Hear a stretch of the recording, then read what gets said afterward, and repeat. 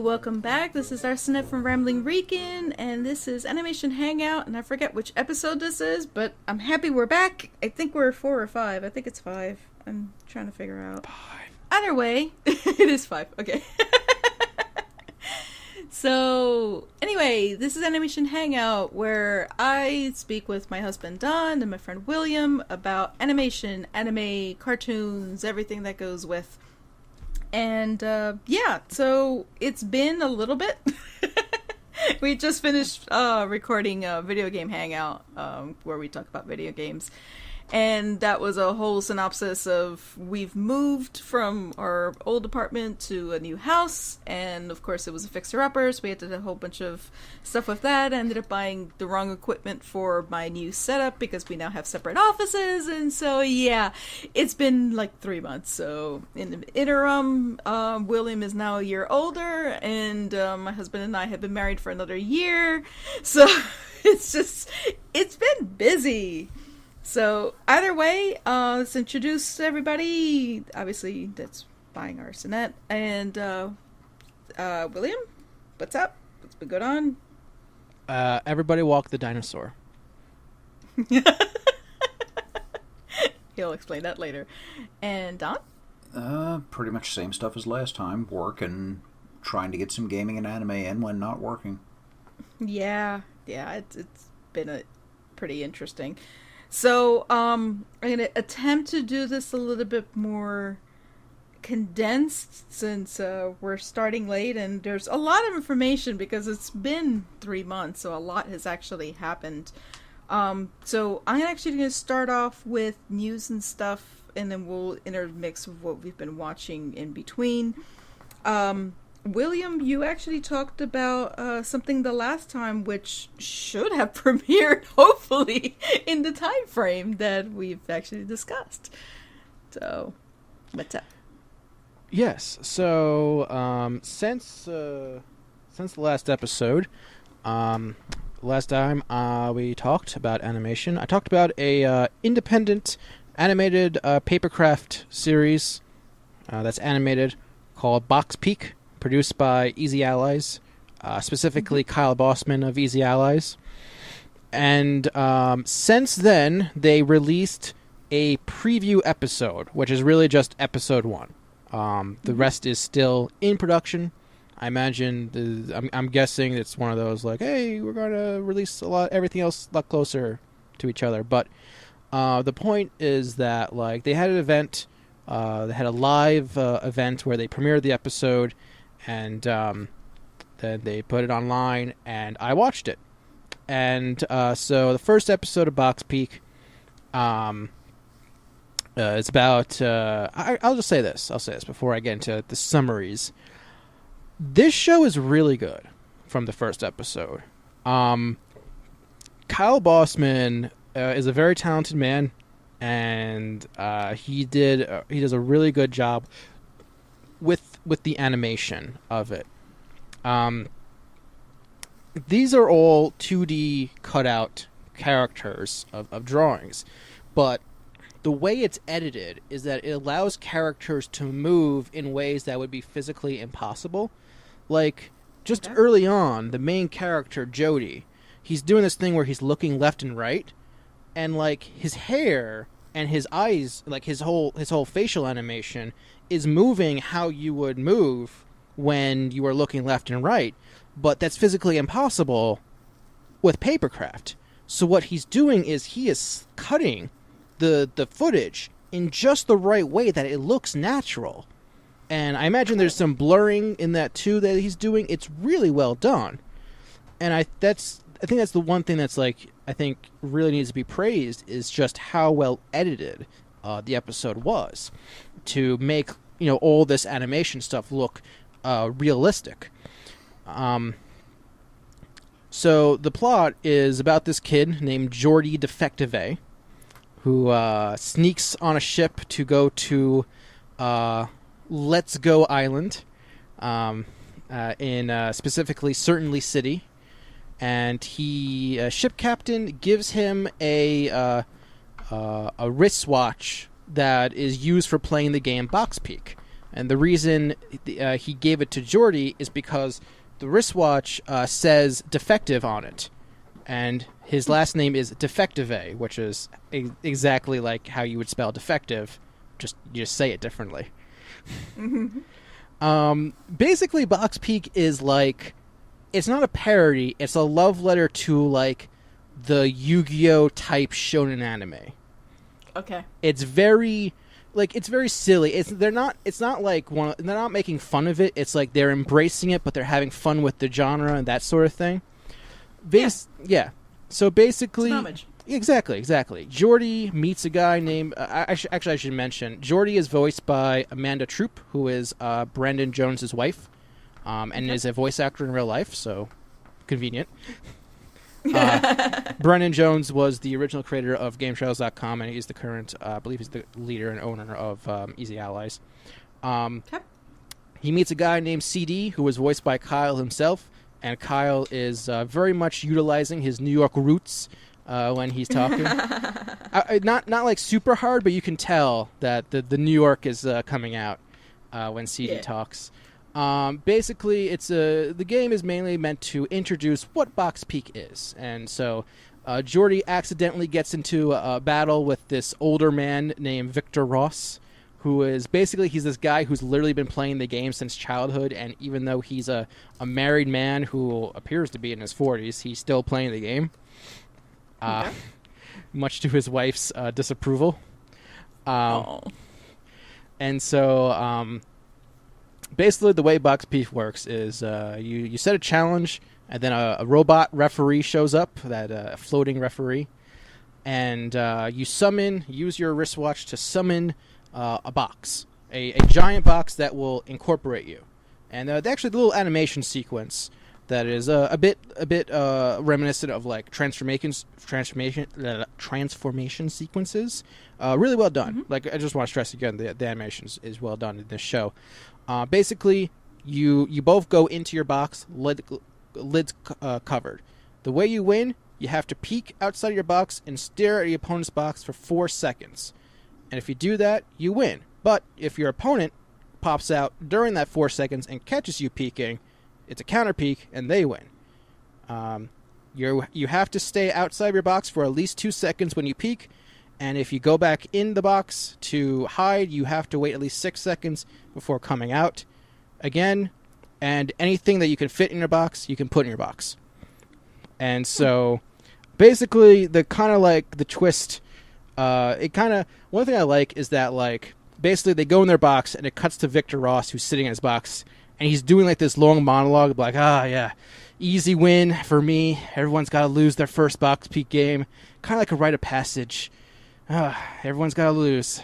By the way, how much time has it been? 3 seconds? He's been talking for like 10 seconds already in this monologue, and he goes, only 3 seconds have passed? It's like that old anime trope of how time doesn't work the same way. Yeah. And he goes, and then all of a sudden you hear 4, and the box disappears, and Jody wins because he peeked right away because he didn't understand the rules entirely. And so Victor's like, wait, what? He just peeked the entire time? It was cute. It was well done. Basically, at the end, CD and Jordy, they decide to team up together and travel on their Box Peak adventure. And there's a little bit of foreshadowing as there's a mysterious box-headed man looking at them from the top of a skyscraper. What could it mean? Who knows? But yeah, it's cute. Is it a series? It's a series. Okay. I don't know how many episodes it's going to be, but it's cute, it's adorable, it's well done, it's well voiced. It's got good music. They invested in the music. So yeah, thumbs up all around. I was really happy for Bossman, because like you hear him talking a little bit about how stressed he was making the series and how he went through a few things, but like this end product for episode 1, really well done. So I cannot recommend it enough. Looks good. Good. I'm happy about that. And I actually agree with you with being happy for Bossman, because he's been through a lot. And starting something completely new, I've never seen anything like that. out of him. So it's actually pretty cool. Don, you actually have a couple of things. We've had a lot of discussion behind the scenes, or I should say, not on camera, about this next thing. But go ahead and pick that up. What in particular? Godzilla. Oh, yeah. So, the third of the Godzilla movies, the new run, is coming out. It's out in Japan. I believe it'll be on Netflix within the next month. And if I understand what happened particularly, there's a big time gap between Shin Godzilla and the second film. Okay, Shin Godzilla meaning the live action that I love. Right. And then And the second one, which anime... is done by Polygon, who did Knights of Sidonia and a bunch of other series. And they did a good job at it. But from what I understand of what is going on, it has to do with the rights to everything Shin Godzilla in anywhere that's basically not Japan. So it's predominantly in the West. Yeah. And it appears that they sold a bunch of the marketing rights and other things to a company here. Was that Legendary that bought that, or was it somebody else? I don't remember you telling me that. I did not research so it. The way they were able to do it, or the way it was spun, is that they're going to create a Godzilla universe similar to the MCU, which will allow them the ability to bring in some of the classic monsters like Mothra and Rodan and whatever they want to do, basically, without infringing on the deal they cut with everything from Shin Godzilla. So they had this big time gap to kind of get away from that continuity. Still referencing it, but then starting it's pretty much a new continuity where Shin Godzilla is in the past, and now this is where we're going from here on forward without causing any problems. I enjoyed the second movie. It was not as good as the first, just to put it as plainly as possible. But you can tell that it's setting up for more. So, well, I see them as two completely separate things. So when you say first and second movie, it's not the same for me. But that's the way that they're it doesn't presented. Work that way for me. I know, but that's what they had to say about it, so that's the way it is. Yeah. I want Shin Godzilla 2. I want them to pick up from where that is. But that's not happening. I know that, so I thought it was important to bring that up as to why that can never happen. Yeah, what they did is they jumped. In the 10 or 20 years after Godzilla's initial emergence, he basically went on to... Humanity fought a battle of attrition, and Godzilla won. So humanity came up with a colonist program. They found a planet, Tau Ceti, I think it was. And it was a 22-year trip at the speed that they were traveling in. They got there and found out that they were wrong. It was Earth-like, but the weather was just outrageous. It pretty much was not going to be habitable in the way they thought it was. So their decision was either they try to colonize the planet anyway and likely die in the process, or turn around and come back to Earth. And through PFM, pure freaking magic, as they fly back to Earth, they have some problems, and instead of it taking 22 years, it takes 20,000 years. So they return to an Earth 20,000 years in the future from when they left to find out that everything's gone. The only thing left is basically Godzilla. Okay. And the story then picks up with them saying, we're going to reclaim the planet from Godzilla, and this is how we're going to do it. And there's other stuff I'd love to talk about, but they're massive spoilers, so there's no point in doing that. And that's where the movie picks up. So, in the interim, 2 alien races had come to Earth to try and help that had similar problems with a Godzilla of their own. Not called Godzilla, but a similar type of monster that was just the world-ending catastrophe type of deal. And they tried to help, and neither of their plans worked, and that's where the whole space arc thing came from. So the space arc is 3 movies on Netflix. Right, that's the way it's going. So the second movie was just released in theaters in Japan, and should be on Netflix fairly soon. It seems to be about a month after, maybe 2. So I'm sure it'll be popping up shortly. Now, Shin Godzilla is not on Netflix. Currently, only the second movie. I think it's Planet of the Monsters is the name of it. Okay. I'm curious because, first of all, we've already talked many, many times about the live-action movie, which I think is freaking awesome. And that's a shame that it's not on Netflix because, William, I think you would actually like it. As a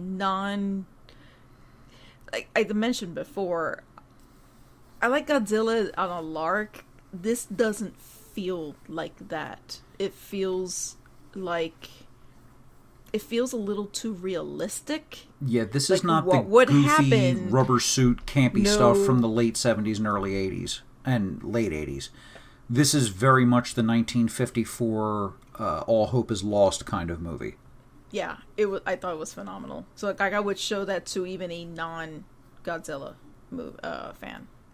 A good comparison my friend Dave had. He said, is it kind of like Attack on Titan? I said, yes, it is very much like Attack on Titan, where humanity is confronted with an overwhelming, unstoppable force. And what did they do? Yeah, and how do they deal with it, or do they deal with it? It's also from a meta standpoint. It just the stuff that's going on in Japan when it comes to just decision making and the political system there, that takes front and center. I find that all fascinating more than anything, given a lot of the stuff that's going on in current events. Oh, and it was, and I forgot to mention, Shin Godzilla was directed by Hideaki Anno of Evangelion fame. Like written and directed. Yeah. And unlike Evangelion, I like this. Oh, snap. Yep, I said it. Yes, I did. I have no personal opinion, so I can't comment on either way. You've never seen it? Pieces of it. Yeah. The memes part. Yeah. I've seen the last piece of it by accident. Yeah, okay. On Adult Swim, flipping the channel. Well, it doesn't really matter in all reality. Yeah, I've done the I've already said the story of Cowboy Bebop where I saw the end. Yeah, that's pretty much the exact same thing, but with it literally is like, oh, okay. What's this? Although if you see it from the beginning, you kind of know where it's going. So, and I accidentally, without realizing, because I asked my friend, it was Adam Don. I was like, I asked him, did you watch the show? Oh God, I love the show and whatever. Oh, I can't believe when that happened. He goes, I didn't finish it. I'm like, well, you said you watched the show. So I spoiled it for him. So, what's it called? I'll pick up something as well. I finished Ancient Magus Bride. I'm still, again, because it's been a little while and I wasn't sure how far. I was surprised at how very much... I'm curious if they were ever meant to do the second cour, or they just kind of were thrown into it, because it was a weird disconnect between the first part, the first 12 episodes, and the second set of episodes. It seemed a little weird, and it's a shame because I loved the first cour. I think that's how it is, a C-O-U-R. Basically the first part, the first 12 episodes. And the second part, not so much. I saw it. I actually ended up seeing it again, watching the English dub. Nothing to really write home about. It wasn't like catastrophe, like, oh my god, it was terrible. It was okay. It was serviceable, but the Japanese wasn't that remarkable either. And I'm not saying it was terrible or anything like that. It was just an interesting way of how they did that. I agree with there's some people were, because that was also part of the Crunchyroll Awards, where there were some people that just refused to rate a series that was still ongoing as opposed to something that was already finished. And so I would not have put it up for Anime of the Year, given the totality of the whole series. It was a little disappointing. I liked it overall, but it's not something like, or I would have to go, oh my god, I want to buy. In the category, oh my god, I want to buy, Funimation announced that Star Blazers 2199 not only was picked up by them, they're actually coming out. So that's coming out in July, I think it is. June, July. So either way, 2202 has come out, and I am shocked beyond belief, because 2202 is the second season that I know is the second season. And this is where the first time I realized, oh boy, I did not see the original movie in timeline. The original series, what I call basically the Iskandar, the first season came out on television in Japan. Then they did a movie called Farewell to Yamato, which was a story that happened immediately afterwards that had similar characters and had basically a fatalist view. Just about everybody dies, all humanity is lost, and then you get a couple people saved on, and they limped on to the end. And that's basically Farewell to Yamato. Then they retconned most of that, and Season 2 came out. And Season 2 is the one that I saw, which is I consider the greatest second season of anything of all time. Doesn't matter what it is. It's the best second season I've ever seen. And even as a, middle-aged person, I still contend to this day that second season is the best I've ever seen. So I'm starting to watch this. Now, unlike what I did with 2199, I did not see anything other than the trailers. So I don't even believe it's even, pirated. Like no one's actually done subtitles for this or anything, and it's never been out here for purchase. It's still the same setup where it's a couple of episodes put in movie format, put out on in Japan, and the DVD comes out the exact same day. Wait 3 months, rinse and repeat until the whole thing. The series won't actually be done in Japan until like November or even next year, because they're only doing 7 episodes. I think it's 7 episodes. Either way, so it's still going, and then all of a sudden, I'm looking at my Twitter timeline and it says, hey, Season 2, Episode 1 is out on Crunchyroll. I gasped, like, wait, what? And I turned it on, and there we are. I was immediately struck by something. This is not the same story that I remember. So from what I understand, it's sort of like a mishmash of the movie, plus new stuff that they added. So as far as I'm concerned, I'm watching a brand new series I've never seen before.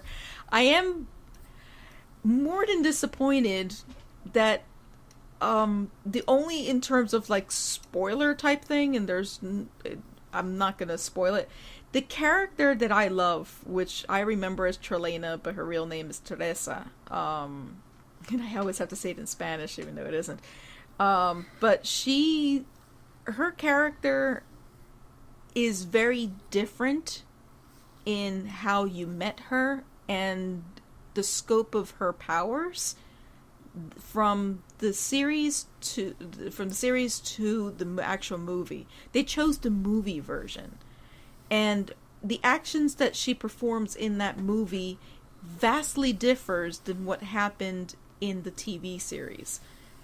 One of the reasons why I love the second season of basically Comet Empire is of what happens at the end. She is integral to the ending of that series, and she says one of my favorite lines of all time in how that series ends up. That's never gonna happen because she never did that in the movie. So now that I'm seeing this, I'm like, what I've seen so far, we've seen about 4 episodes now, Don? Because it comes out every Wednesday. Right.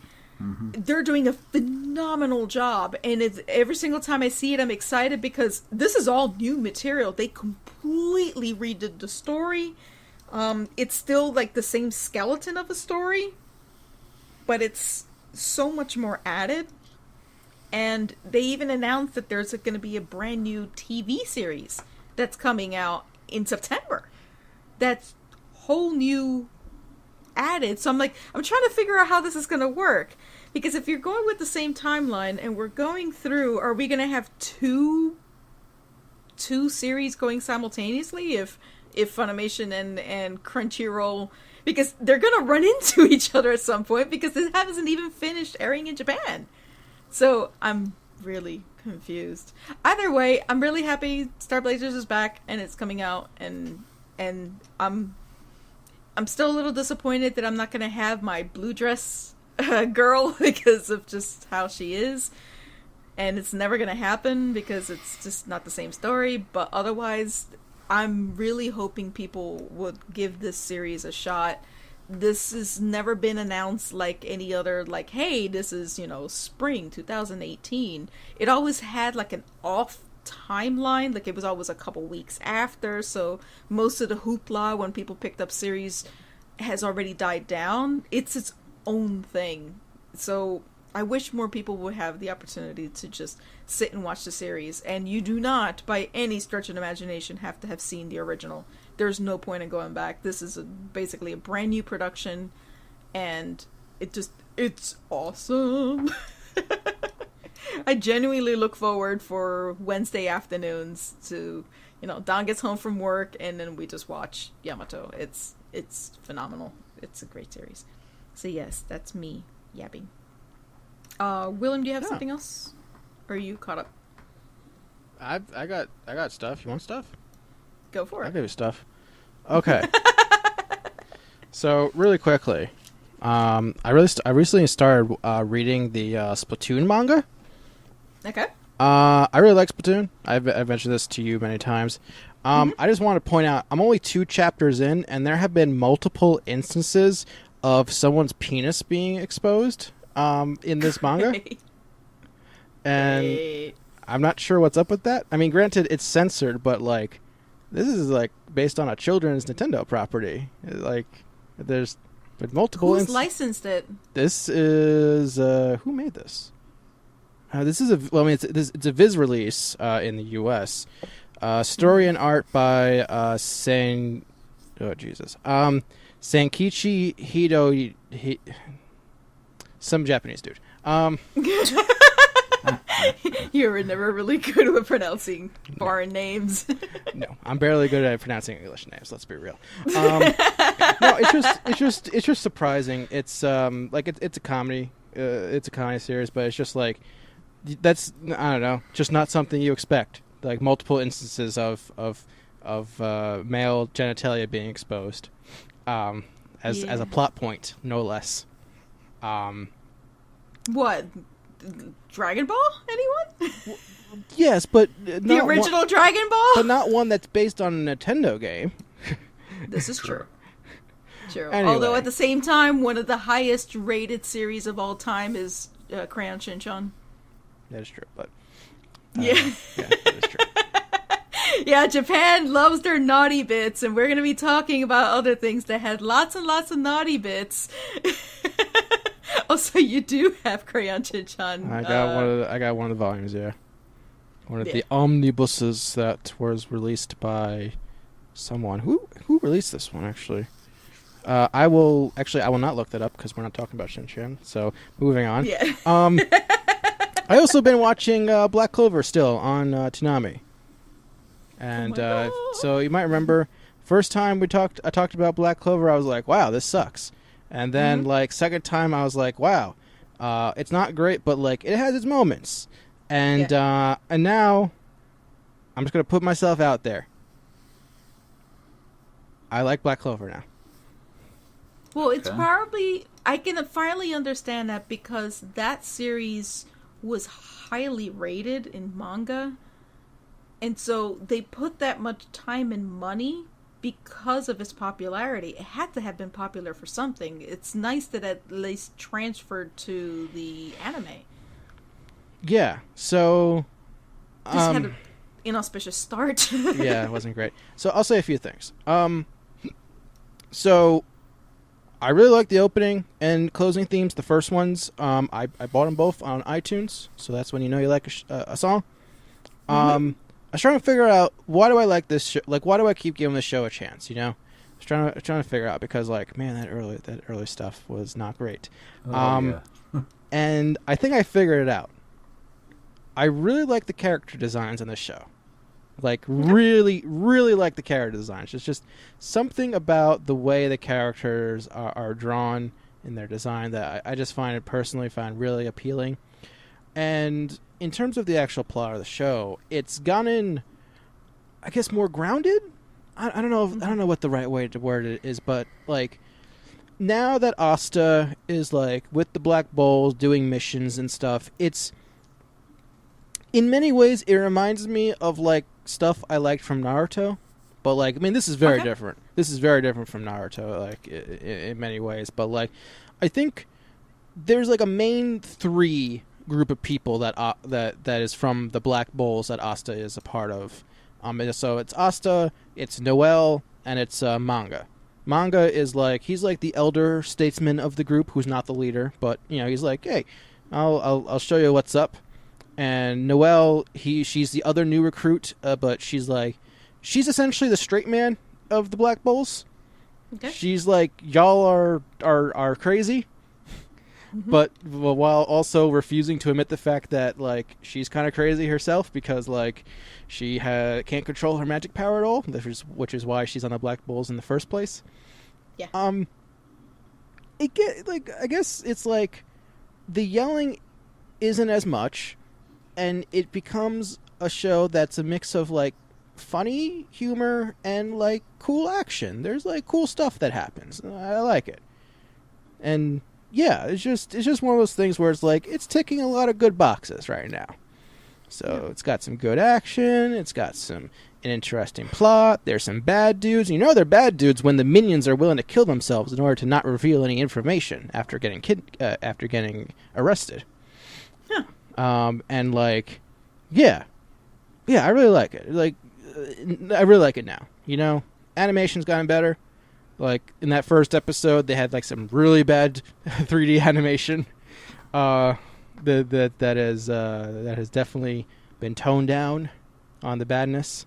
And I'm curious how production-wise what ended up happening to cause that, because usually when a series falls flat in the first couple episodes, it's pretty much abandoned and they go on to the next thing that they have to produce. I don't know, maybe so Studio Perot announced it as a 52-episode series, and they probably realized, hey, we should, this is a popular manga. Didn't Super go through the same thing? Where Super started horribly, and then afterwards, like, I've seen animation from the series later, it was vastly different than what they started with. Yeah, it's probably a similar situation. I do think, as someone who's been watching Super, I do think some of that early animation stuff is slightly exaggerated, personally, just because a lot of the really bad stuff, like, I mean, it's still bad, but like, it's only there for... They changed the studio afterwards. Yeah, like, but I'm talking about like the screenshots, you know, like those really bad screenshots. Like, no, I actually sat and watched it. Okay, yeah, it was terrible. I'm just saying, like, it got better. But anyway, just with Black Clover, it's like, I like the show. I like Asta. He's a good guy, and Yuno's good, and Noelle is good, and I don't know, like, it's interesting. Like, you know, you're dealing with like there's a lot of like classism. I think that's like one of the bigger themes, is that like most of the royals, they look down on the commoners. You know, they're kind of jerks. And Noelle is someone who came from royalty, but she's been essentially cast out by her family because she has trouble controlling her powers, and because her mother died while giving birth to her. And like, you know, someone hates you when they say, I wish you were the one who died at birth and not mother. Yeah. It's like, oh man, that her brother said that. He's kind of a jerk. Yeah. But like, at the same time, like, the Noelle character is just something that's really like on a non-physical level, just attractive, like, as a character. It's I guess it's kind of I guess the best way to describe it is she's kind of tsundere, but not like really tsundere. It's kind of like a more realistic, like, someone who is not willing to admit their faults, like, in a realistic way. Mm-hmm. Because you know those people who are, like, they clearly have, like, some sort of flaw in their personality, but they don't want to admit it. And she's kind of like that. But, like, yeah. It's good. I like it. I like it now. Cool. Yeah. No, I'm happy. Yeah. There's a lot of series that most people, with the amount of anime that is out there this day, that would not give something a fair shake if, like, in the first couple of episodes they've been turned off. Yeah. It is just, there's so many anime that are readily available these days for that to happen. So without looking, how many anime series are airing in the spring season alone? Well over 40. Try doubling. Yeah. There's over 80 series airing this year. Just in the this spring. season alone. Yeah. It's insanity. Yeah. It's actually a problem.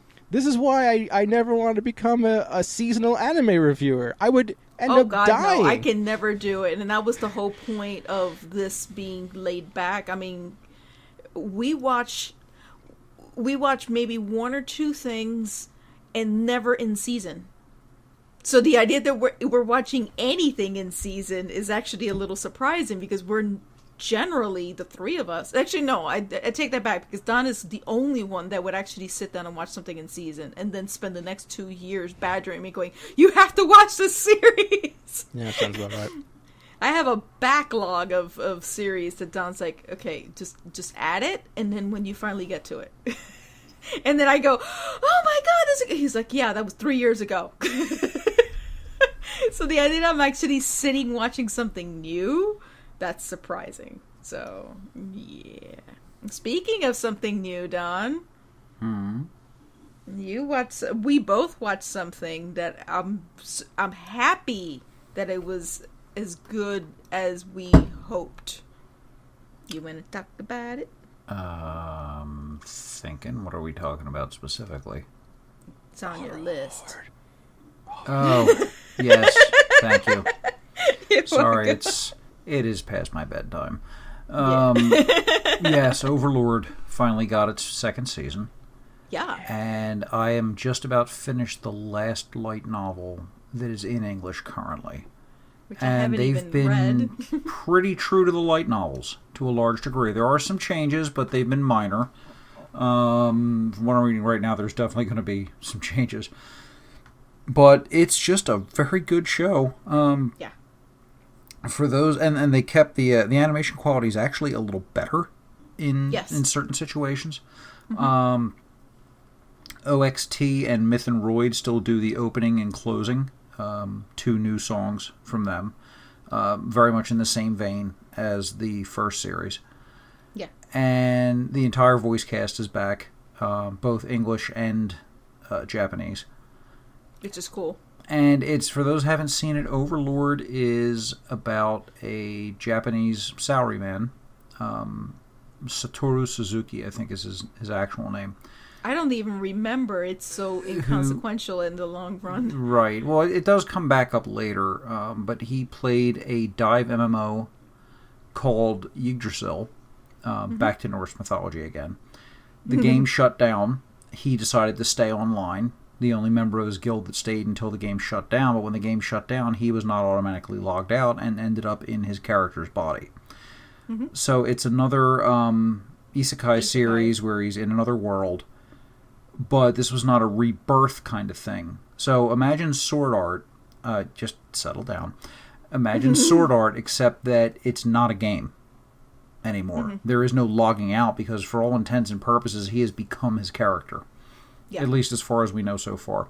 And this is a bit of a twist on the isekai genre, in that he is, to use a D&D term, the big bad evil guy. He is essentially the end boss you would face in an MMO. Mm-hmm. And it's him and all of the NPCs that he and his guildmates created to protect their guild hall, which is called the Great Tomb of Nazarick. And they're finding out about this world that they're currently in, which is not Yggdrasil, although it has some parallels to it. Mm-hmm. So they're trying to kind of make their way in the world. And his comment was, I think it'd be fun to take over the world, which was kind of an offhanded comment that his minions took seriously, and now they're trying to make that happen. Yeah. So it's just been a very well-written, good show with a lot of character development. And because he has been transferred into the body of an undead, what happens is every time he gets riled up, some outside force acts on him that levels out his emotions. And part of the undertone here is that he is growing further and further away from his humanity. Yeah. And that it pretty much becomes just, he has twinges from the vestiges of his humanity, but as he starts to think more and more like basically an evil undead overlord, which is what he is. Mm-hmm. So I love the series a lot. We had bought, because the original series came out something like 5 years ago or so. Just about at this point. And they had a Blu-ray that had come out. We bought the Blu-ray. That was another one of those series where Don was like, "Elsie, go see it. Go see it. Go see it." And then finally I got to see it and marathon the heck out of it. And then out of nowhere, this series came out. They've already announced a season 3, which is phenomenal. Surprising, because this is a Madhouse series. And Madhouse is on a roll now where there's a whole bunch of series that are come out that by no rights should they be out, because Madhouse never does a season 2 or anything. So I'm actually quite surprised that it's out at all. And it kept the same tone. It just literally picked up right where it left off, like literally right where it left off. It didn't spend a lot of time on rehashing old things at all. So watching the first series is imperative to be able to watch the second series. Given the length, because they're short episodes, I think there are only 10. I don't think there's 12 or 13. No, I think the first was 12, but yeah. Okay, so either way, it's still a one-cour series, so I like that they didn't waste a lot of time on, hey, this is what you missed the last time. I mean, obviously they referenced a couple things, but they didn't waste an entire recap episode to do something like that. I hate when series do that. So it didn't insult the intelligence of the people that are watching. They know that people wanted the series back. Oh, you mean like the new Full Metal Panic, where 4 episodes in they do a recap, and I'm sitting there going, really? Yeah. Now, granted, I think that was out of necessity, because Full Metal Panic has been out. No, all they recapped was the first 4 episodes. Oh, they didn't really? recap the whole series. That was probably a production thing. I mean, what was it, like Golden Week was coming up and everybody was off? I mean... Actually, no, that would have been last month. That would have been about when that episode came out. Oh, I didn't... that probably was Golden Week. You're right. It's probably Golden Week. Yeah, I don't expect a recap 5 episodes in. That's a little ridiculous. So, either way. In the interim that we've also missed, because, I'm sorry, are you done with Overlord? Yeah, I didn't have anything else to really add. I mean, Okay. It's more the same, but not in a bad way. It's just continuing on everything that's been built to this point. And yeah, season 1 is non-optional if you want to know what's happening. And I actually watched that week to week. Yeah, well, the only way I got you to watch it was sit down, watch 1 episode. Well, that was the original one. 11. Once they announced season 2, we were all over it. It just that was something I didn't care what else was on there. I had to watch Overlord. So another series that it's interesting because of how much time has passed, and in terms of current season stuff, it is a long time. Funimation actually licensed ReZero. And ReZero is another series that I want you to watch, William. Okay. It is a 24 episode? Yes, it is a 24 episode. Yeah, I'm kind of surprised it took this long, considering didn't Crunchyroll have the license, and aren't they like buddies now? Yep. It's still there. Yeah, it's still there. The original series, all 24 episodes, is still available on Crunchyroll. That you can watch all 24. Funimation aired the very first episode dubbed in English. That is going to be a part of the Blu-ray that's coming out in the middle of this month, which I pre-ordered. Wait, middle of this month? this month. Oh, wow. It comes out June 20 something, June 25 or something like that. And it was interesting. It was just how they did that. Now, I like Todd Haberkorn. He does one of the characters that is in the second disc, Blu-ray, because they're splitting it. They took the first cour that's coming out now. I don't know when the second one is. With a character that is, I can't spoil him, but he's really creepy. Now, Todd Haberkorn plays one of my favorite male characters of all time, and that is Watanuki, who is from my favorite series of all time, which is Holic. And I even got a wall scroll that goes with it. My first wall scroll! So, yeah. But I'm really interested in seeing the English dub to it, because I know a lot of people have this whole dub and sub thing. If an English dub is done well, I would definitely recommend it. And Funimation's about, I would say, about 80%, 80 to 20% in terms of good.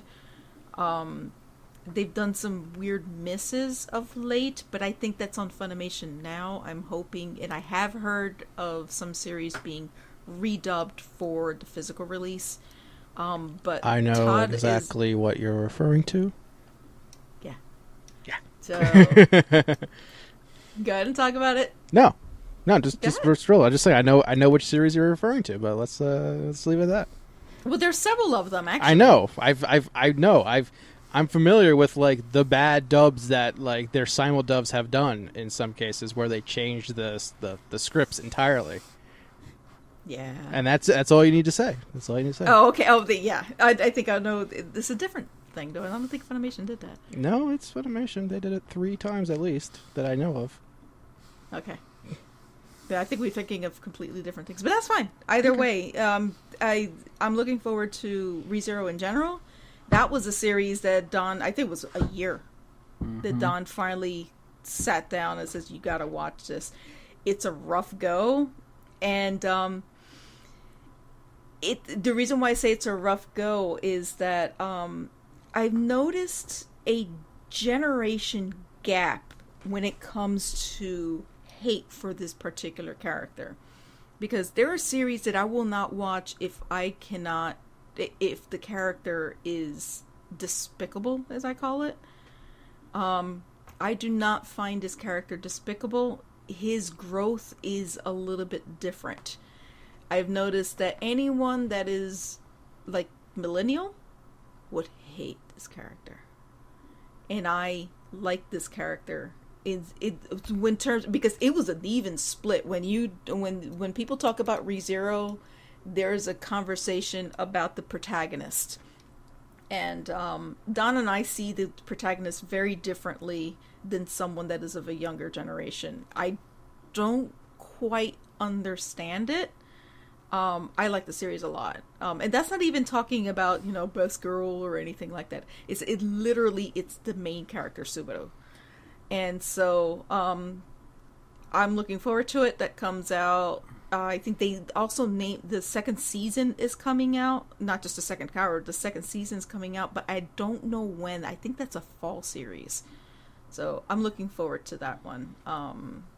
If you're interested, again, all 24 episodes is on Crunchyroll for the Japanese, the original Japanese. The first episode of ReZero's the first episode is on Funimation now, and it's available now, and the Blu-ray comes out on the 19th. Thank you for checking for that. Yeah, I think the issue, without going real deep into it, is that Subaru is basically a useless twit. Yeah. For the first 5 episodes of the series. Mm-hmm. And they really drive the point home that he is not completely, what they call a hikikomori. He's not completely a shut-in, but he's borderline. He's otaku, yeah, but he's not a hikikomori. Right. So he's just useless like to society. He's just there. He has no redeeming features. He's completely self-centered, and does everything because he wants people to like him, or he thinks that's what he needs to do to appear heroic or whatever.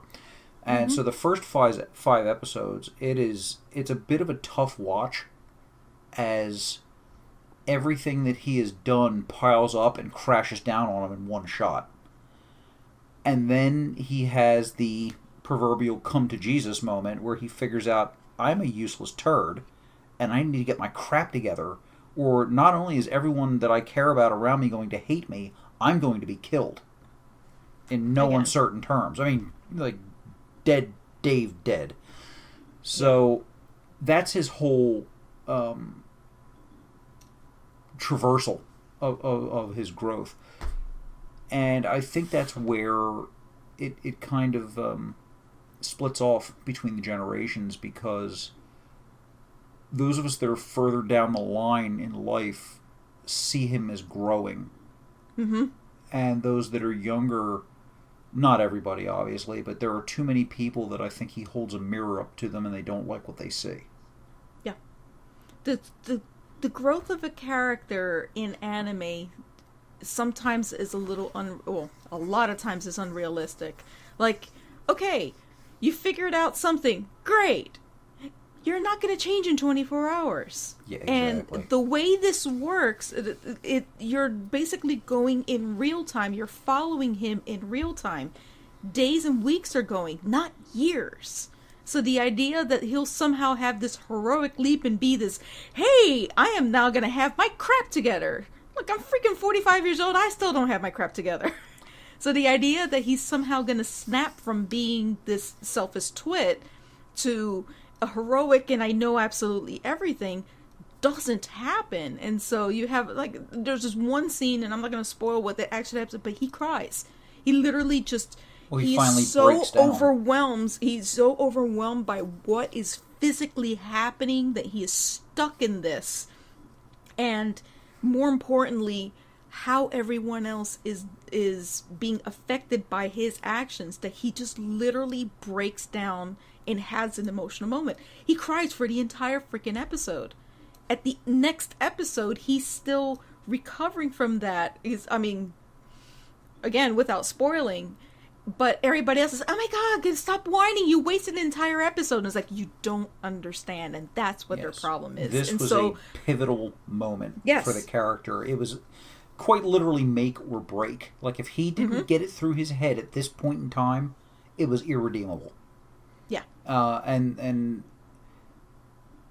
think the biggest thing that causes problems with some of the younger generation is his actions have real, immediate, and devastating consequences that do not end in the second that they happen. And they drag on and on and on. And no one bails him out. Nope. You know, there is no safety net, there is no anything. This is you chose this action, and here's the fallout from it.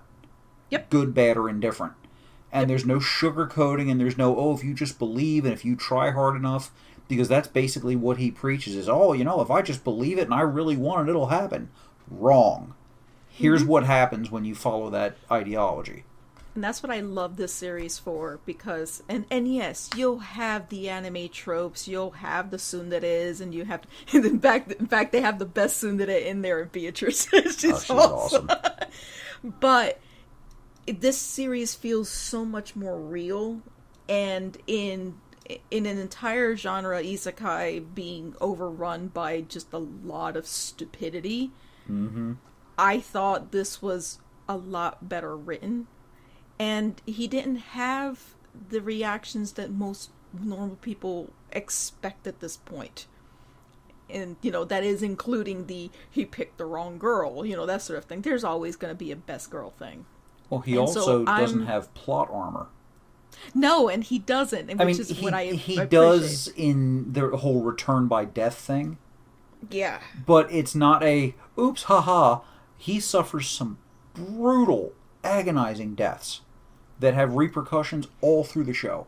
Yeah, and he remembers them. It's not like, hey, let's just go back to the last save point. No, if you go through something like that, you're going to remember that crap. Yeah, he took that attitude at first. And then after 5 or 6 really horrific deaths, there were points where he becomes resigned, that he's realized that he's mucked it up, and there's only one way out, and it's going to be horribly unpleasant, and he really doesn't want to do it, but he knows he has to do it. Yeah. And this is part of the growth of the character. And it's a hard watch. A lot of this is a hard watch because it doesn't pull punches. Yeah. But I love it because of it, and so I'm really looking forward for that sucker to come out. And, yeah. So, this show is not for the squeamish. Nope. It's not particularly violent, but when it does get violent, it doesn't play around. Yeah. So, changing gears a little bit, but in terms of hard to hear, Studio Ghibli lost one of its founders. And I love most of his movies over Miyazaki's.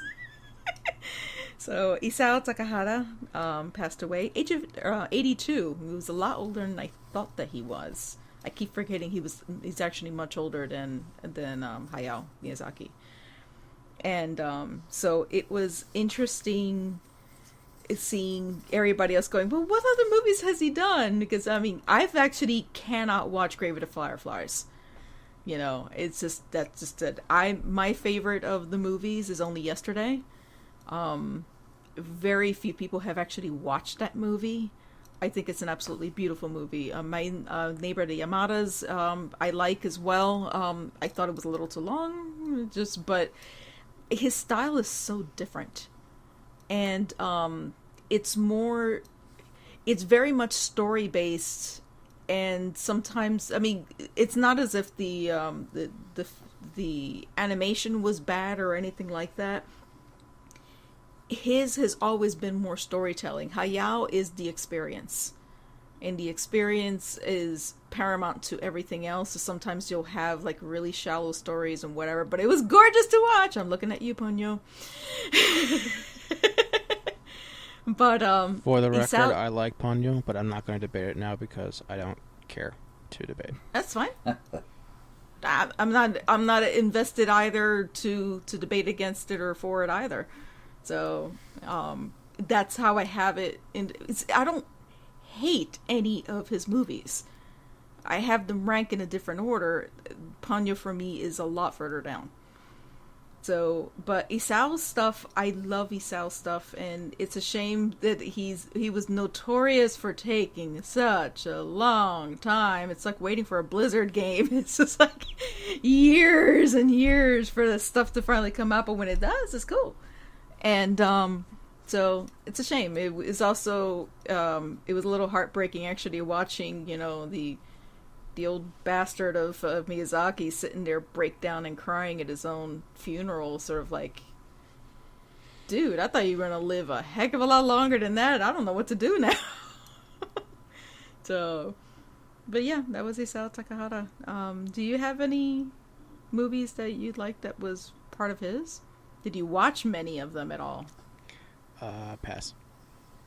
Okay, you didn't watch many at all. Don? Nothing comes to mind off the top of my head. Okay.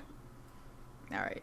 So, without further ado, let's get to the thing that we've been doing. We've already tried to figure out what the next series are going to be, but we are reviewing all 24 episodes of a series that we have never seen before, but it was recommended by someone else. So, for example, I'll start off with the one that's been like purgatory for me. Come on, it's not that bad. No, it is not that bad. It's just not that great. It is a series called Osomatsu-San.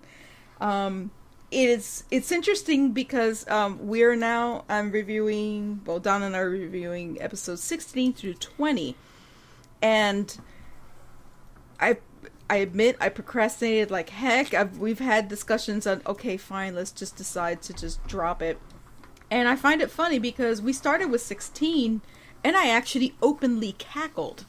Like, for the first time in this entire series, I started laughing. Like, some of this stuff was actually pretty funny. And then other ones are going, not so much.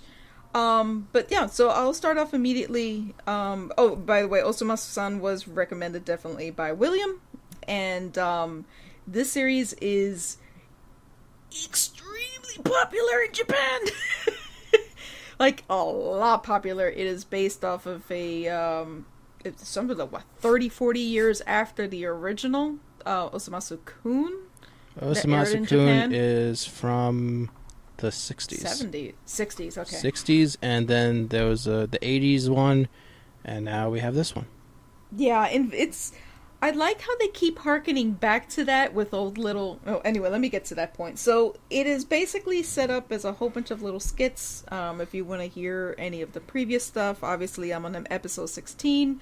And obviously we're going to be going into spoilers because we will be deep diving into it. So, if you're not interested in anything like that, we're going to be talking about that and Shirobako until the end of the podcast. So if you don't want to hear anything, go back to the other episodes.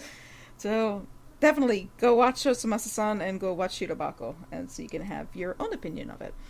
So episode 16, F6 is back, and this is Oh right, yes, okay. It was an interesting episode. Now, I'm going straight off of my notes. They started off with, it was a cat opening. What was the cat opening? Oh, so anyway, this whole thing was the post-apocalyptic... I kept thinking it was Mad Max. Don was thinking... What was the other... it's Fist of the North Star. It's both. Yeah, it is kind of, yeah, I guess. No, it's literally both. It's literally meant to be both. Well, you saw the end where he actually was strapped onto it as well. Yeah, that was Mad Max. So, in general, I usually like I liked the episodes that they were short little clips of non sequitur stuff. It was just, funny, haha, okay, that was a great skit, and it lasted just short enough to make a laugh and then go on to the next thing. This is not one of them. This was a continuous thing all the way to the end. And so I wasn't sure, okay, is this going to be the whole episode? But I actually thought it was funny. It was lewd, obviously. This whole series is lewd. But it was weird, but it was a little funny. So, but there were parts that I actually did openly cackle, like, oh dear God. And I always find myself liking the F6 episodes because of the references over than, okay, they went back. Don, you also mentioned something about the actual art style, that we finally figured out what it is that's about bugging us. Yeah, and this is actually kind of similar to No Game, No Life, where there are whitish outlines around most of the characters, which is not something that's common in anime. Anime tends to take a more minimalist style when it comes to hard lines, but instead of black, they tend to be blue or green or some other color other than black for the outlines, and it gives the show kind of a pastel look almost like it's washed in a certain color. Mm-hmm. And I just don't care for it. Yeah, the aesthetic. That's something that I've seen more and more of recently. Like I said, saw it in No Game, No Life as well. It wasn't quite as objection was a little too strong of a word. Well, that's because the entire world was just screaming pastel colors, and that was the delineation between the two worlds. Right, but that's a personal thing with me, that particular art style I just don't care for. And they save it mostly for the straight-up Osomatsu-san stuff, because the F6 does not have that. No, F6 is more of a standard pretty boy style. Right. Or Bishonen style, if you want to use the right term. But, But yeah, I mean, that's just, it's not a gripe, it's just a personal preference. Yeah. I do find it funny going into the second part of the episode where they were going in, that when I laughed. Thank God. Oh my God. Karamatsu was sleeping, and then you had, crap, the hell was his name? Ichimasu. Ichimasu comes in there, he's like, hey, this is actually pretty cool. And then all of a sudden, his stupid idiot brother comes in, he's like, oh God, they're gonna play this off! I was cackling this Yes. entire time. That was well done. That's my second favorite skit of the entire series. That was funny. I actually thought the entire section was funny. And then the end, the resolution at the end was still funny. It was so that was, I'm like, okay, all right, this is probably not going to be that bad. Now, we watched this one last night, and then we started 17, and it was just, we did it too late, and Don is sick. In fact, he came home sick today. So we had to finish the rest of them this afternoon. So, 17. 17 was what I had asked. A whole bunch of little ones and whatever, just back to back to back to back. I think Some there's of them were something misses, like some of them were good. 23 skits in that episode. Let's see. 1, 2, 3, 4, 5, 6, 7, 8, 9, It's a lot. 11, 12. Wait, hang on. 12. Well, something like Well, that. It seemed a lot. There were a lot of little mini things that I just kind of missed. Some things are referential. Jushimatsu is the most popular character. really That's why he has a. That's why he has the most. That's why he has a festival. okay because wow, he's a little much. Some of the stuff was funny, and I'm happy that they did not spend a lot of time on it, if that makes sense. Yeah. Because it isn't really deep. No. It's just slapstick, and there's a whole bunch of slapstick. It's almost like a short film festival. Yes, it is. Yeah. Yeah, and again, there's some things that missed, and some things were good. I laughed my butt off with the Peter Pan one. Mm. With the Tinkerbell. Right. And that was Ichi again. Mm-hmm. With the smart Tinkerbell. I don't know. It's just, yeah. Let me see, what were the other ones? The existential crisis. Am I this? Am I that? Yeah, I would like Am that I one. this? Yeah. He's in the middle of the existential crisis, and he gets followed by, "Hey, I'm going to go take a dump." Really? It's just so freaking random. Okay, I want a pachinko. We're not talking about Chico. Okay, here's a lollipop. Okay, you wanted pachinko? No. We're not supposed to be talking about pachinko. No pachinko whatsoever. Okay, he totally didn't win. Totally didn't win at all. We didn't come from a good. No. Here's another lollipop. It just kept going on. It's just like, yeah. The experiment was weird. What was the one with the hospital? They're all mixing in my head right now. Obviously, I hate anything that has to do with Flag Boy. Oh, right. Yeah. Yeah. But yeah, again, it was hit or misses. I had no idea he was the most popular. That's actually really throwing me off. So 18, your favorite. Yes. Yes. Did I you understand why. Yes, Okay. because it's freaking Trigger. The whole thing turned into a Trigger thing. No. Oh, no, that's the wrong one. No, at the end. Everything No. turned into Trigger. It looked like Ern No. Lokan. I don't like Trigger as much as you think I like Trigger. No, it's all Mario Kart. Oh, the Mario Kart is the part that you liked? In episode 0, I said that one of the shows that I liked watching when I was an early kid, when I had the opportunity to, was Wacky Races. Right. Oh, okay. Right. Well, the okay. idea This- that... Yeah. That This was like, is a giant anime version Yes. of Wacky Races. Oh, I liked 18. Yes. And I spent the Good. entire time with a grin on my face going, I understand why he wanted me to watch this show. Yeah, except for the minor problem of Penelope Pitstop being homicidal. Yeah, well, I mean, yeah. Yeah. I It's, do... more in line with I the character. do find it funny whenever they do the female versions of the brothers. Really? This one was I said it was interesting. I didn't say I liked it. Or I didn't Okay. say I hated it either. I found it interesting because of this was the whole wedding gifts thing. Right. I actually like this particular skit because I've been there. I've seen people do this, and this is how catty women actually are. And so I'm seeing this, so I'm like, I know people like this. And all of a sudden, where they have like the arguments with each other. Oh, well, had it not been for you to do this and blah, blah, blah, blah, blah. And then that person goes through the roof and is like, well, you did this and that and that. And then they're like, getting all really upset with each other. Or my favorite is, well, let's just go back and just get all of these gifts back then. Because I think I mixed the second skit with this one. This one was the one with the gifts where they didn't appreciate that they didn't even get any kind of treatment. They didn't even talk to us. Well, let me just go back and pick up my gift. Oh, God, that was a terrible gift anyway. And it's just pounding up. Again, I know people like that, and that's probably why I connected to this more than anything. What I was talking about the trigger show was the ending part of that Wacky Races, where all of a sudden, it's lots and lots of explosions, and there's robots, and there's this, this looks like Gurren Lagann.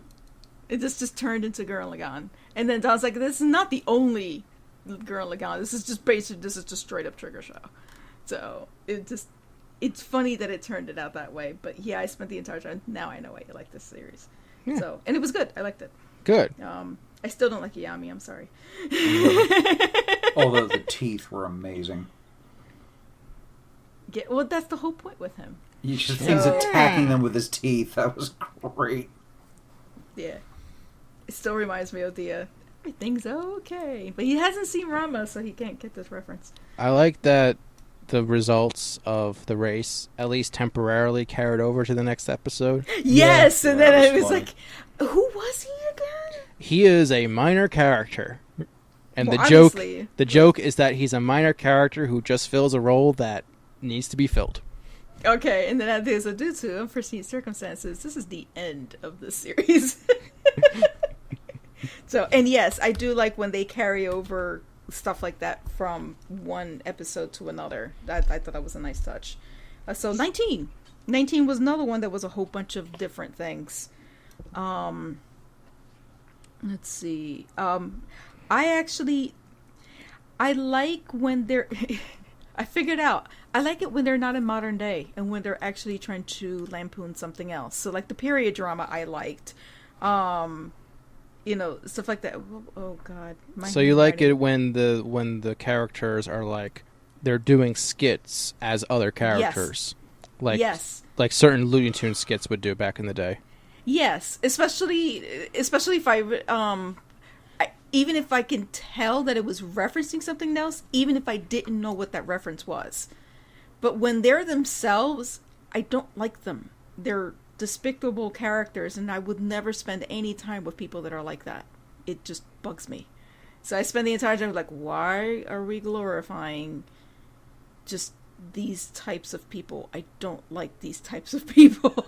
And they know that they're terrible people. So it's like, why did you spend 24 episodes on them? No, there's no character growth. They don't grow out of it. They don't get better. They just get infinitely worse, and that's the joke. So it's just bugs me. So when they do other things, that's what I end up liking from this series. Something Korematsu and some kid. I forget what the heck that was. The Yami Bomb. The haikus. I kept thinking they were senryos and they're actually haikus. There's a difference between the two. A senryu is a haiku, but the meaning and tone is different. It's meant to be as a joke. These were not. These were just straight up haikus. I still don't like Dion either. Although I got this joke because he cannot not finish a sentence without saying Dion, in which case you screwed it up because haikus are supposed to be a 5-7-5. So too many syllables. Needed to stop before the Dion. So I didn't like the next two, and let's just leave it at that. I don't like a lot of the naughty bits. And that was the ninja one. Dion, I don't like Dion. Was that the ring that they were referencing? The girl that came out of the well and was counting, and it figured out it was some like 3,000 and something in the disc. And there's some disc missing. It was a whole bunch of discs of naughty things. It was just porn discs. I think that was The Ring, but I don't watch a lot of horror. But it was just definitely this creepy girl counting, and she came out of a well. So, it keeps going. Hang on. Juichi. Oh, this was actually a little surprising, and it caught me off guard, and I guess that's the whole point of them doing these skits. Juichi, usually standing there, and everybody's like, he can actually carry a conversation and understand 14 different people at the same time. Let's test it out. And they do, and then he gets really super annoyed and kills them all. I was like, oh my god, he's just laying them out. What is up with that? That was unexpected. The girls, again, that's the one that I actually got confused. That was the one where they end up growing old, so they're the old versions of the girls, and that was its own thing. And then Choromatsu with the rising ball of, I thought of it as ego rather than self-awareness, I think is what they kept calling, is sort of like, this is what you think of yourself. Mine is small. In fact, it's so small I can control it and put it in my pocket. It looks like a ball of dirt. But I'm this, whoa, that one looks like a disco ball. Yours, look at it. It's outside, it's growing, and it's festering, and it's turning into this. And so I just thought that was interesting as a dynamic. And then the last one, I don't like Flag Dude, and the kebabs, I would assume, would be that every single time someone asks that, he just makes them into the next ingredient to make whatever food that he's making and selling. So that's what I kept thinking of. So it's Don, what was the movie? Soylent Green. Oh, yeah. What's the movie? That was it. The movie was called Soylent Green? Actually, I don't remember. No, it wasn't. Do you know the whole thing was Soylent Green? Was that Brave New World? Soylent Green is people. Yeah. Yeah. So that's what I'm thinking, that because it was implied. That's the name of the movie. It's the name of the movie. It is Soylent Green. Yeah. Okay. Yeah, Don's right. It was. Yeah. Yeah, he knows what we're talking about. Okay, good. Yeah, it's rare, but it happens. Yeah. Yeah. I've only seen the second half of the movie, and that's with the big thing. It's people! Okay. The school punks thing went a little too long. Still, it was pretty funny, though. It was funny. It did long. This was the only time I actually liked Totoko, because at the end of it, she just when she laid them out at the end. Just yeah. I do find the mechanic of how they did this, where one was, trying to be all big and bad, and then only to be one up by, yes sir! The next one's coming up, and that one's even bigger than the other one, but that one is less than the other one that's coming up, and less than the other one, then finally all of them always bow down to Totoko. And she was a biatch, and in all the episodes that we saw to this point, that varnish is gone. So, and again, I don't like her because of it. Now, the Iyami part with the comedian, it was a little harsh. I can see where they were going with this one. Again, I still don't like him. Don liked it any single time he attacked with his teeth. He just you would hear the cackling over just every single time. Like, in which case, yeah, he likes Iyami. If you didn't like an Iyami, you probably wouldn't like the 80s series, because he's the main character of that show. I figured as much, especially with the wacky races, because like, in the beginning, let's just go back to that one because I was it. Yeah, that's the weird thing about Mr. Osomatsu, is that the first two series, the Matsuno Bros really weren't the main characters that much, as it was but the they people. Were kids, right? Yeah, they were kids. It was more about the people around them. And then the 80s, they were teenagers? No, it was around the same age. The 80s was more or less a remake. Oh, okay. Yeah. So, but overall, it was a little tough watching 5, but no, I knew that going in because of just how we screwed up with how many episodes, and there was a special in between, and then I saw less than I needed to, and I'm like, oh, gotta catch up. So, but overall, I mean, the second half is better than the first.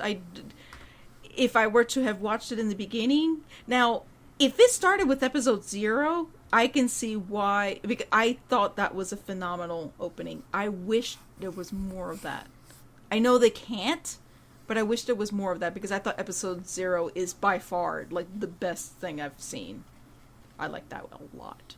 I just wish it went through and kept going. Oh, blame Japanese copyright law for that one. Yeah, although the fact that they did it at all. You know what I mean? That was actually pretty ballsy for them to do that, because they know the freaking rules. I mean, come on, this isn't like this new company that's never done it before. Nope. So it's like, so what? Everybody saw it? Too late! I mean, that was like the mic drop of all mic drops. Peace. So you are watching, oh wait, so I'm watching the end of it. It will be 21 through 24, and that's it. 25. It is 25. It's a 25 series, yeah. So you got another 5 to watch, unfortunately. That's fine. If it's at least the way this is going, then hopefully the latter half will be better than the first. So we'll see what happens. You've seen what the other ones are. Yeah. How bad is it? I don't know. I'm kind of looking at the description. I'm like, I mean, there's some things you might like, some things you're not gonna like. Yeah. You're not gonna like the Dion episode. I know that. Yeah. There's a specific type of episode you said you wish would show up again, and it shows up one last time. So at least you have that going for you. Okay. I do find it funny with the Wacky Races one. We paused it to see the rules, and the rules were hilarious. Did you read the rules? I mean, it's been a while, but yeah. Okay, so sorry, going back to that one. It starts off with an extremely condescending. I love the announcer. It's like, all right, you losers and whatever. Okay, so here are the rules. Yeah, okay, so off we go. But it was just the tone of how he did everything, and so there was 3 pages of rules that were thrown out at you, and one of them actually had there were no ESP cats at all. And I'm like, no ESP cats. I like the ESP cat. So, but anyway. All right. So you're watching, hopefully, a series that you're liking. What series would that be? Shirobako. Oh. Yes. Oh, was I supposed to watch that? Which I physically bought. Oh, I actually did that, and I bought it from Amazon. Because if I bought it from Sentai, I wouldn't be here. So.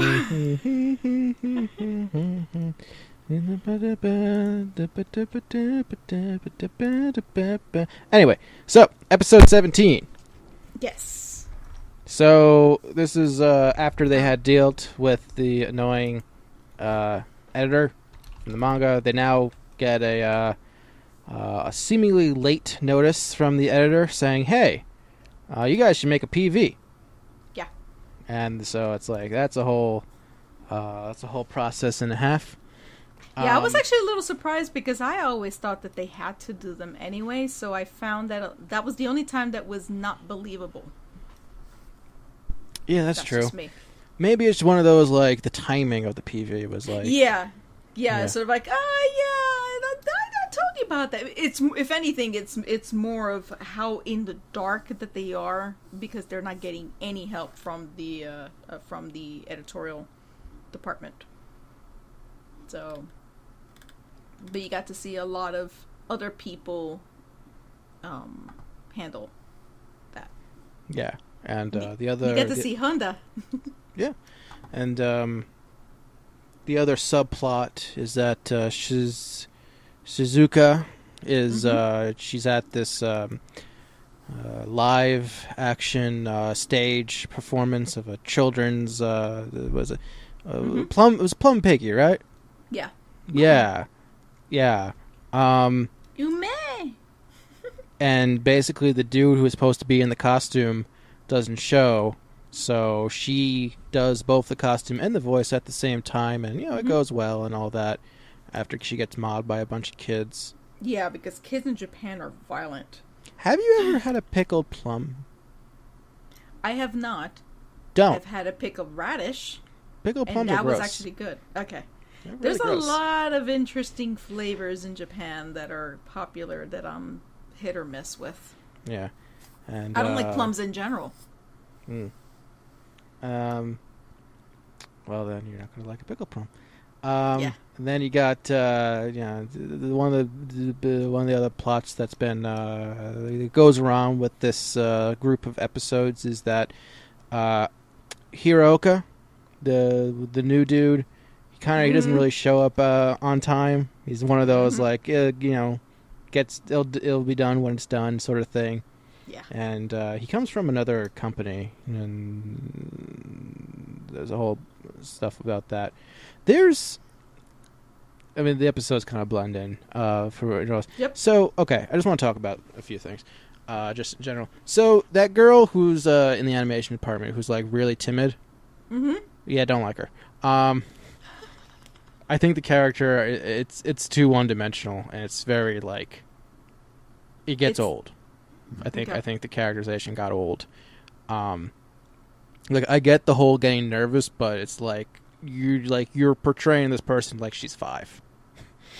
No, this is someone that has crippling anxiety disorder that is, I get it, very but, good at. But There are not many people that are like that.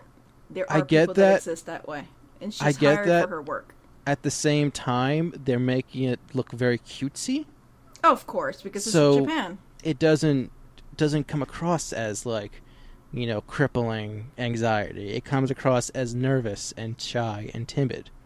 And like a moe character. She's a moe character. Yep. And it's not even a good moe character. So that's kind of that's my issue with that. That is one issue that I had. You may slightly come around in another couple episodes. Well, there's only 4 left, so right. It's got to happen soon.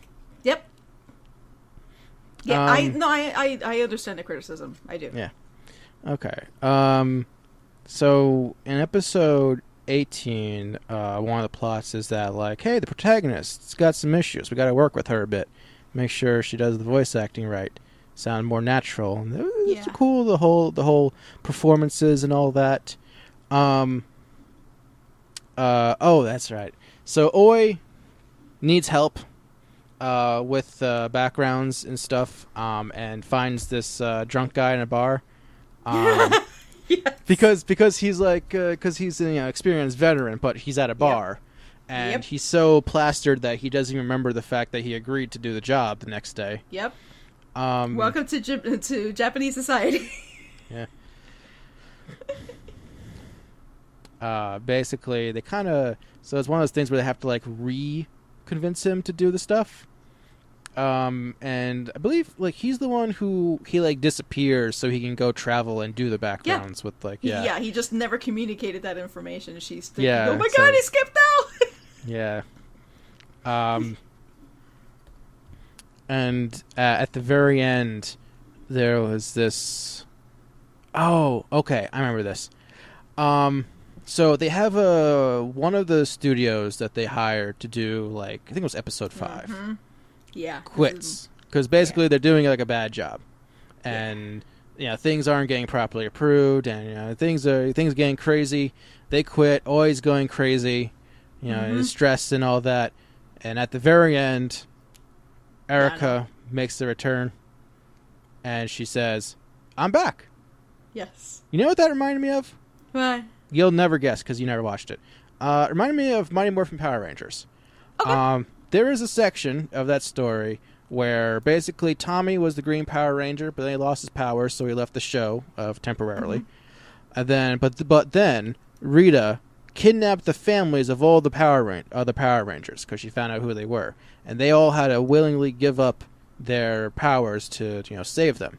And at the end of the one episode, after the Rangers seemingly have been defeated, the camera is panning around where this big family reunion party was supposed to take place. Mm-hmm. You see one pair of feet, and it pans up, and it's Tommy, and he goes, "Where'd everyone go?" And you're just like, "Oh my God, Tommy's back!" Yeah. And he's gonna kick some serious butt. Yeah, it's kind of like this. It's like, "Oh my God, she's back." And things are gonna get better. What I like about that, and what I love about this series, and we've had that conversation with the episode that you liked, where they were discussing on which one of the voice actors is that they were going to hire, and then you had all these other people, and then Johto, and they're all fighting with each other and whatever.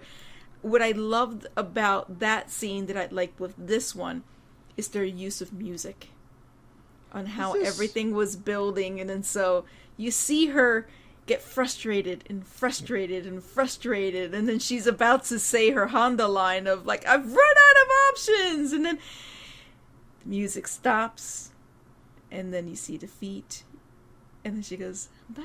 I just thought it was just so well put together. That was just.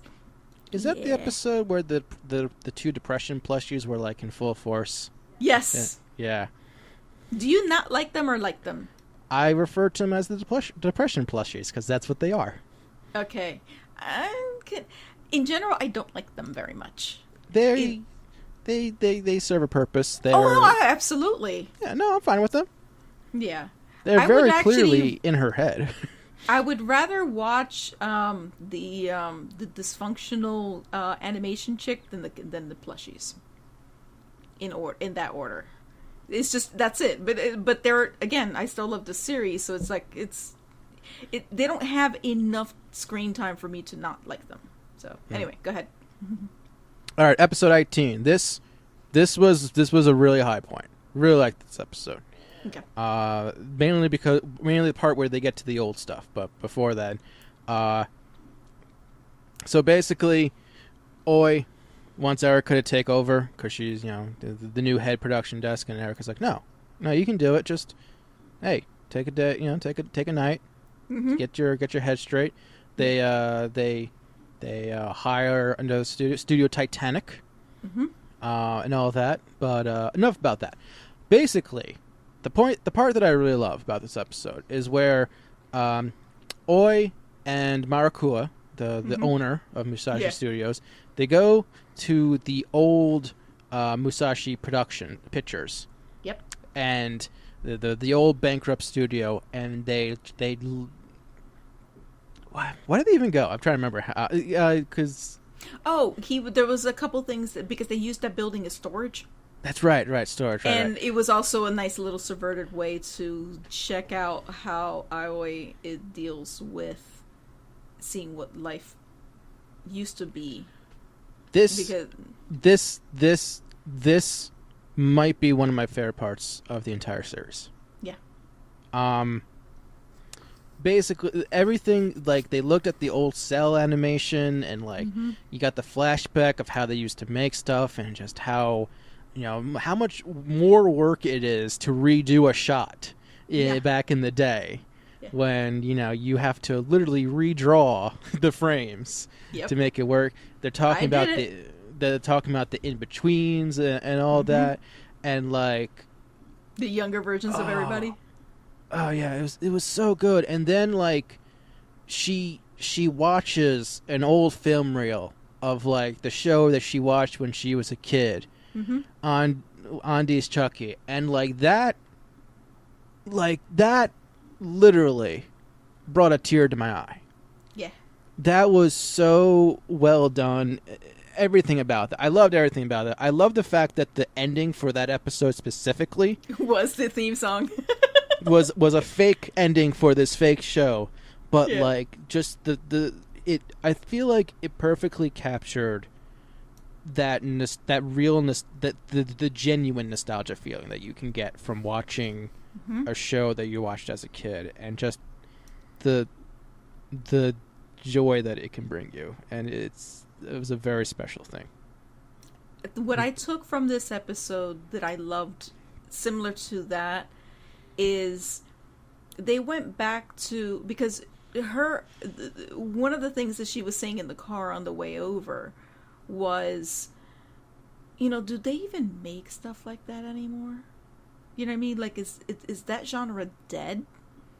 And like, are we ever gonna make that stuff anymore? And it's up to the people and to do that. And so it reignited the fire because she was lost. So and he kept downplaying, going, no, it's just a bunch of people that just had to do things the way we did.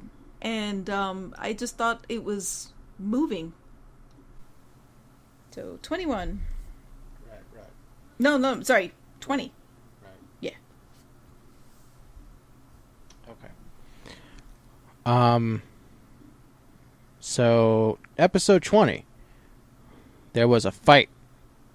Big shouting fight, because the Hiroka is a meanie who talks down to people, including women, in a irresponsible way.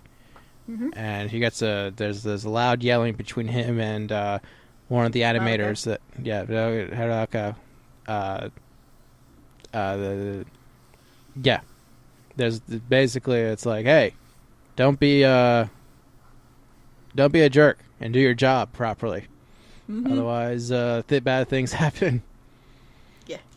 There was also a big plot about how they're gonna write episode 13, because of the very real problem in anime where if you make an anime adaptation of a manga that is not finished, how do you end your show? Yep. And basically, you got two options. Yep. Either A, you come up with your own ending, or B, you just don't end it. Yeah. And unfortunately, more and more anime, it feels like they're going for B, which is kind of annoying. Well, there's a couple ways to see that, because if it's a popular series, then there will be a season 2. Yeah, but then you have things like, Monthly Girl Nozaki-kun. Yeah. Where it's been like 5 years. And there needs to be a season 2. Well, Attack on Titans went through the same thing. Yeah, but Attack on Titan is way more popular, let's be honest here. No, but the idea... Understood. Like, you have a real chance that it's not going to happen. Although, of late, a lot of series that have passed the 5-year mark are coming back. Yeah. So, I am hoping, because I love Nozaki-kun. I still haven't bought it yet.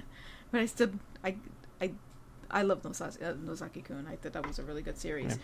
It's interesting how they ended it, and it could be a closed loop. You know what I mean? Like, that can be a little disappointing, but still an acceptable ending. What I would say to that is a different romance show that I've watched that I know you'll never watch, called Mysterious Girlfriend X, ended with that same similar loop, but handled it better in a way that felt more satisfying. Okay. Yeah, and then you have stuff like Ouran High School, where they had an anime-only ending. And I kind of prefer that, to be honest. It's kind of like how some people complain about the ending of Soul Eater, but it's like, we never got a Soul Eater 2, so, like, the ending's fine. Don, you saw Soul Eater, right? Yeah. Do you agree, disagree with that statement? Yeah, I thought Soul Eater was fine. They didn't continue it. The way they ended it, I thought was all right for what they were doing. They just did another series called Soul Eater Next, which is kind of a parallel story going on at the same time as the stuff in the main Soul Eater. Which was a good show. It wasn't as good as the original, but still worth checking out. Okay. That's another series that Don wants me to watch. So, going back to Shirobako, one of the other themes was like, hey, why do you make anime? And some people are like, I want to entertain, or I like the medium, or I have no idea, or, want to make money. Very, very real reasons. I mean, this is one of those, like, it's one of those very real, like, things that happen in production things. Like, Hiroka and Taro have to work together to do episode 12 with the production and stuff.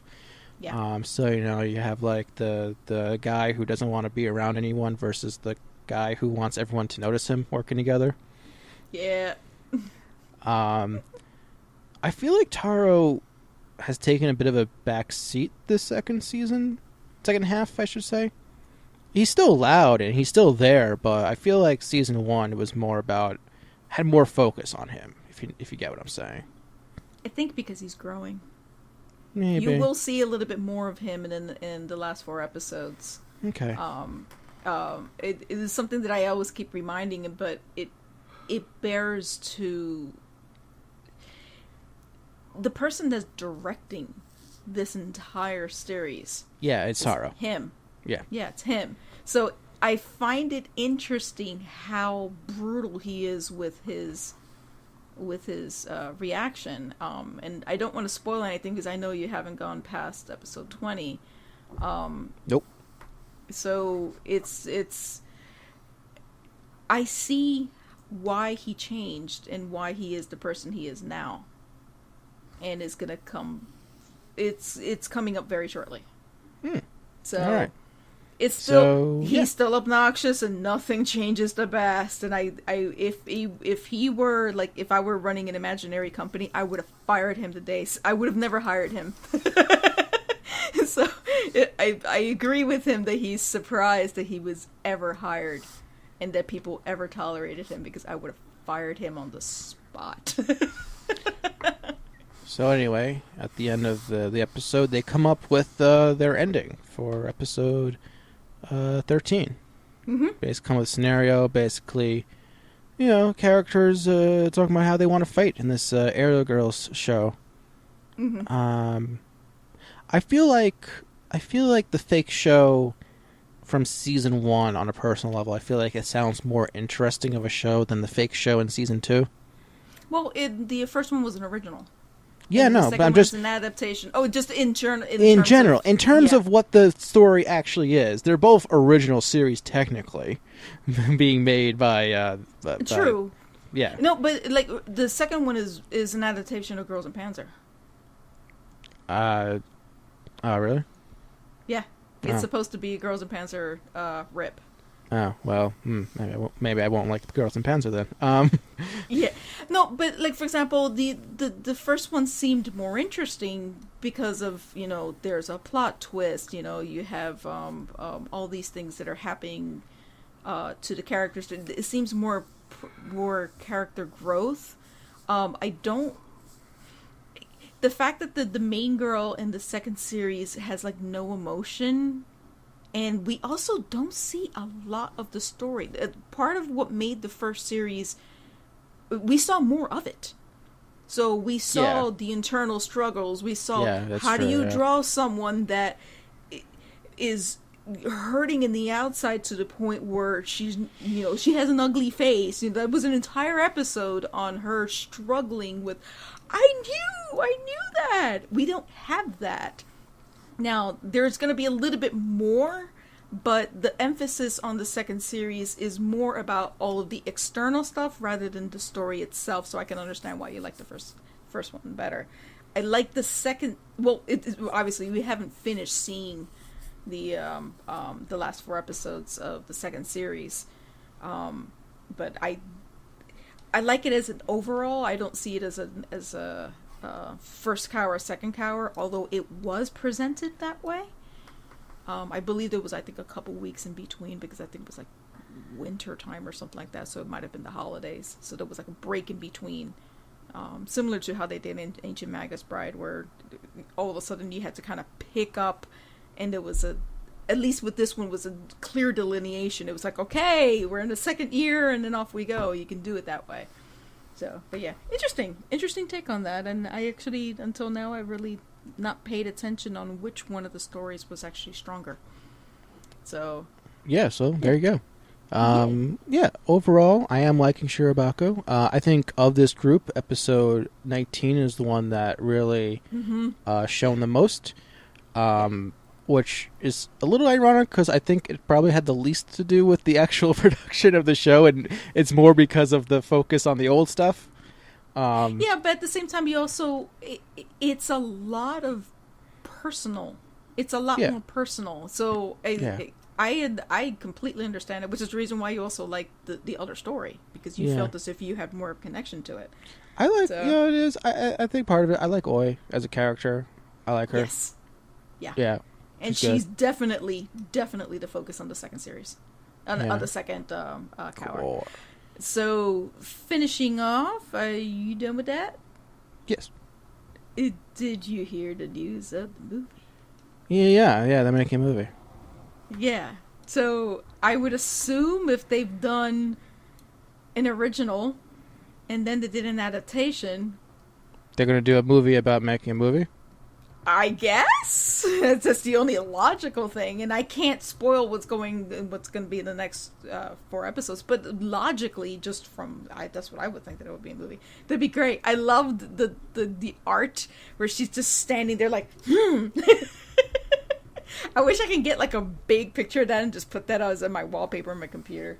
So, but yeah, I'm actually really, really looking forward to it. So I found it funny that here we are reviewing it, and then now there's a movie that's coming out, because you're welcome, series everyone. Was from a couple years ago.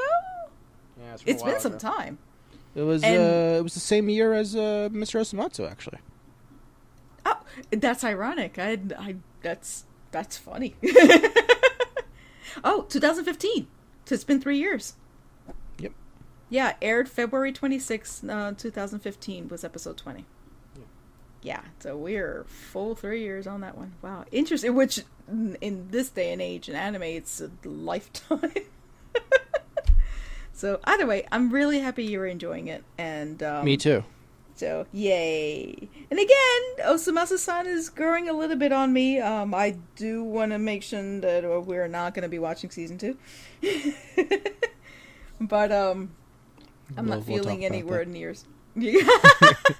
Well, you can actually do a review of that at the end of the next episode, because we'll be finishing off our respective episodes for the full season 1s of what we're watching.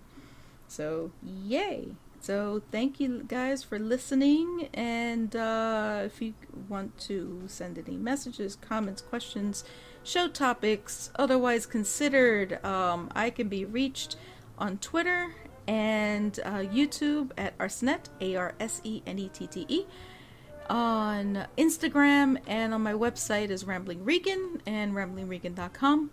And Don, if he's still awake, where can they find you? On Twitter at Domnall, Domnhal. Yeah, it's past midnight, so we need to go to sleep. William, where can they reach you? You can find me on the internet. I just wanted to mention that the Crayon Shin-chan manga was published by One Piece Books in the United States, so I just wanted to close that gap. Yeah. You can find me on Twitter and Instagram at 2D2Will. You can follow me for various shenanigans and photos of shenanigans going on. Follow me on YouTube at 222 Productions, where I'm reviewing American Ninja Warrior and various Ninja Warrior related things. Oh yeah, you're deep in the season now. Yep. Main show started. You're in the middle of we got one of the spin-offs, and Ninja versus Ninja, which no one's watching, but oh well. We got dinosaurs and all that. It'll be good. It's gonna be good stuff. It's gonna be good stuff. So follow all that. Follow that. Cool. Subscribe to me, please. For the love of God. Subscribe to me. Even if you don't like me, just do it anyway. I don't care. YouTube apocalypse. So, alright, so until next time, I won't say exactly when, because apparently my schedule kind of sucks. Thank you all for listening, and we shall see you until next time. Good night. Take care. Bye!